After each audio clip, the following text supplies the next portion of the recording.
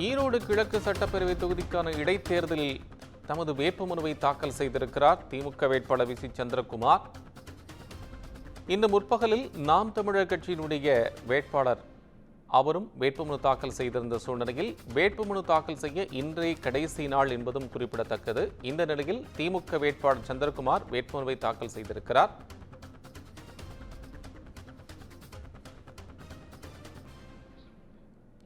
விவரங்களுடன் செய்தியாளர் கிருஷ்ணமூர்த்தி இணைப்பில். கிருஷ்ணமூர்த்தி, வேட்புமனு தாக்கல் தொடர்பான உங்கள் விவரம்.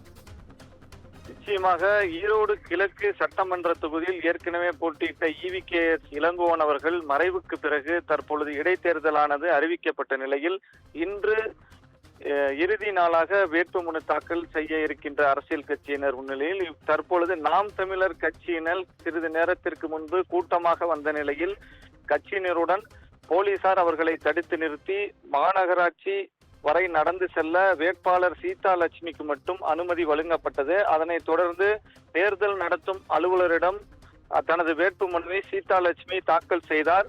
அதன் தொடர்ச்சியாக தற்பொழுது ஈரோடு கிழக்கு தொகுதிக்கு இடைத்தேர்தலில் திமுக வேட்பாளரான வி சி சந்திரசேகரகுமார் தனது வேட்புமனுவை தேர்தல் நடத்தும் அலுவலரிடம் தாக்கல் செய்துள்ளார்.